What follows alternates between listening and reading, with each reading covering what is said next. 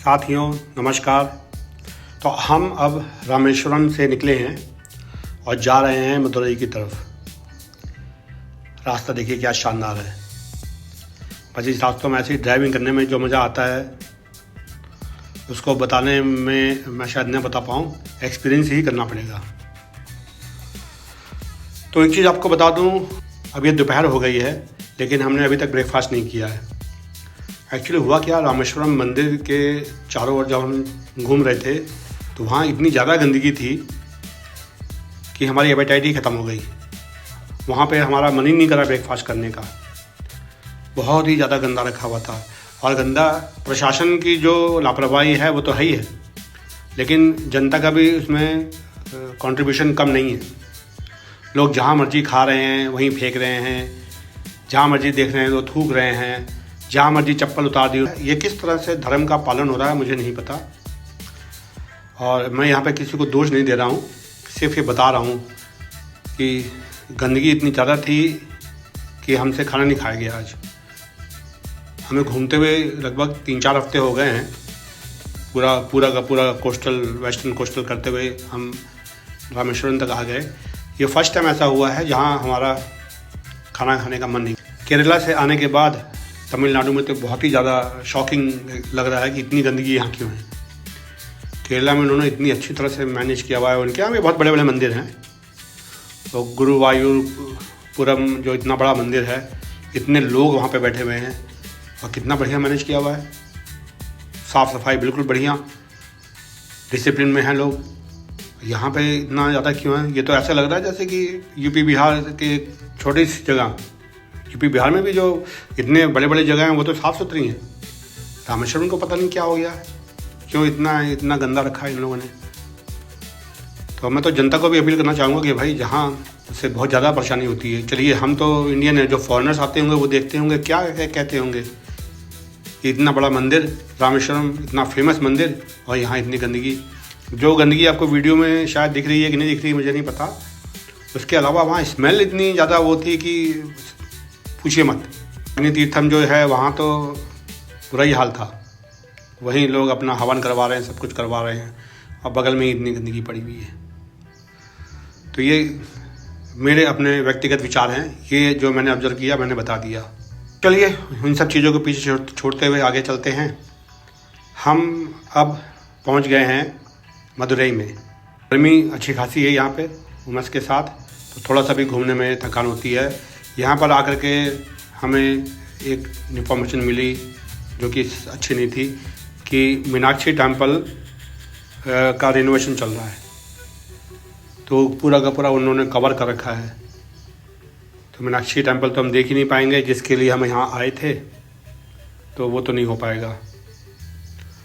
और दूसरी जब हमने सोचा कि चलो अंदर से देख लेते हैं, तो जब अंदर जाने लगे तो वहाँ कहते हैं मोबाइल अंदर अलाउड ही नहीं, कैमरे की तो बात ही छोड़ दीजिए, तो फ़ोटो भी नहीं ले सकते। तो इसलिए इसमें मैं आपको मीनाक्षी टेम्पल का मैं कुछ भी नहीं दिखा पा रहा हूँ। और एक्चुअली हम अंदर गए ही नहीं इस कारण। एक तो बाहर से कुछ नहीं दिख रहा था और अंदर इन्होंने ये रिस्ट्रिक्शन था। तीसरा रिस्ट्रिक्शन एक और था, वहाँ बिना लुंगी पहने नहीं जा सकते, वहाँ लुंगी पहनना ज़रूरी है। और ये तो एकदम शहर के बीच में है, तो पार्किंग की भी थोड़ी सी दिक्कत है। तो उसके लिए हम लोग को गाड़ी दूर खड़ी करनी पड़ी। वहाँ से चल करके गए, गर्मी के कारण वैसे ही एकदम थके हुए थे। तो हमने ये आइडिया ड्रॉप कर दिया। हमने कहा हम फिर कभी आएंगे मदुरई में, तब मीनाक्षी टेम्पल। फिर हमने मदुरई में ऐसी ही जो चीज़ें हमको नेट पे पता चली उसको देखने चल दिए। इसमें से एक देखिए ये है, तो ये है समनार हिल्स, जैसे समनार मलाई या अमनार मलाई भी कहते हैं।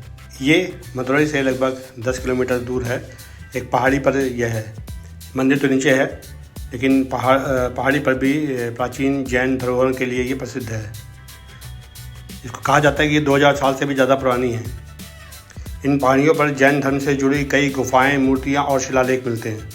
यहाँ की दीवारों पर जैन तीर्थकारों की प्रतिमाओं की कलाकृतियाँ आज भी मौजूद हैं। हम पहाड़ पे नहीं चढ़ पाए क्योंकि धूप बहुत तेज़ थी, बहुत ज़्यादा गर्मी थी। ऊपर से ना हमने ब्रेकफास्ट किया था ना ही लंच किया था। तो वैसे भी हमारा ये प्लान बन रहा था कि हम मदुरई एक बार दोबारा आएंगे।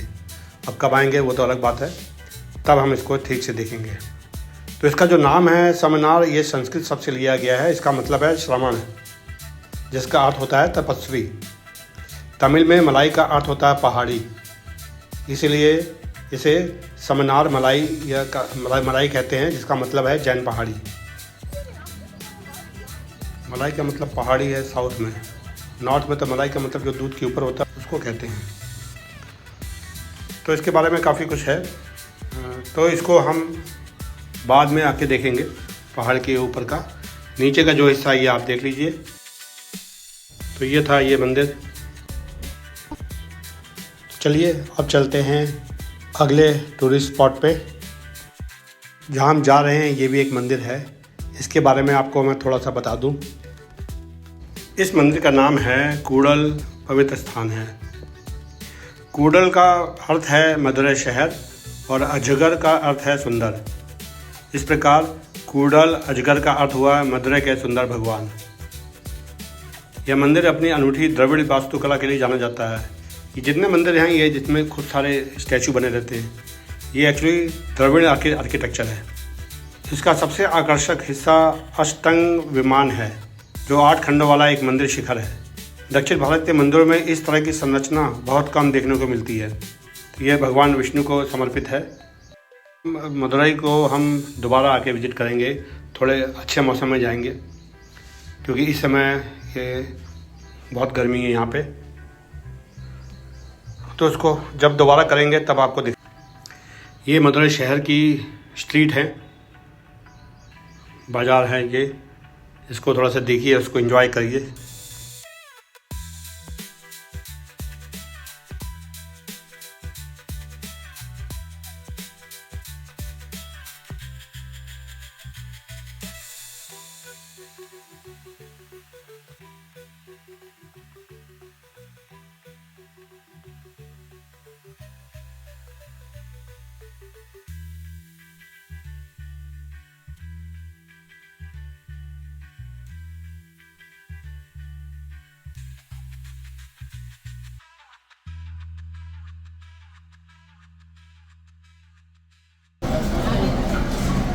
तो अब हम पहुंच गए हैं मदुरई।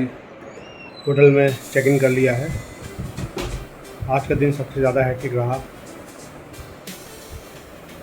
सुबह ब्रेकफास्ट नहीं कर पाए क्योंकि जगह इतनी वैसी थी, सफाई का इतनी दिक्कत थी कि वहाँ ब्रेकफास्ट करने का मन ही नहीं करा। और फिर रास्ते में एक मिस होता गया, कोई रेस्टोरेंट ढंग का मिला ही नहीं और नहीं हो पाया। ऊपर से यहाँ पे आए मदुरई में, तो यहाँ मीनाक्षी टेम्पल का रेनोवेशन चल रहा है। पूरा का पूरा मंदिर को इन्होंने वो जो ग्रीन क्लोथ होता है उससे कवर कर रखा है, तो वो भी नहीं हो पाए। ऐसा लगता है कि मदुरई एक बार दोबारा आना पड़ेगा। चलिए आपको अपना रूम दिखा दूँ। तो ये बेडरूम, ये बेड है, रूम है। रूम तो क्या ठीक ठाक है, एसी इसी के साथ में है। ये यहाँ पे एसी हर जगह चाहिए भाई। बाथरूम भी ठीक है, बिना एसी के तो यहाँ काम ही नहीं चल सकता। एक ये अच्छा है कि यहाँ पे पहली बार बहुत दिनों के बाद अच्छा गद्दा मिला, थोड़ा हार्ड है। तो चलिए अब थोड़ा आराम करेंगे शाम को। फिर अभी तो शाम के 6 बज रहे हैं, 8 साढ़े 8 बजे तक डिनर करेंगे, उसके बाद आज का दिन खत्म होगा। ये है फ़िल्टर कॉफ़ी, जो कि साउथ में काफ़ी फेमस है। इसको पीने से पहले देखिए ये करना पड़ता है। गिलास वाली कॉफ़ी इस कटोरी में डालिए, फिर कटोरी से इसको वापस गिलास में डालिए, और जितना आपकी प्रैक्टिस हो, जितना ऊपर उठाने की उतना ऊपर उठा सकते हैं। तो इससे 2 चीज़ें होती हैं, एक तो ये इसमें झाग बनता है जो कि अच्छा लगता है, दूसरा शायद इसका टेम्परेचर भी थोड़ा सा कम होता है। अब झाग बन गया है, अब ये है रेडी पीने के लिए। ये हमारा डिनर था, साउथ इंडियन फूड। कल का हमारा जो डेस्टिनेशन है वो है कोडाई कैनाल। तो सुबह जल्दी निकलेंगे यहाँ पे। कल मिलते हैं आपको एक नए वीडियो के साथ। तब तक के लिए नमस्कार।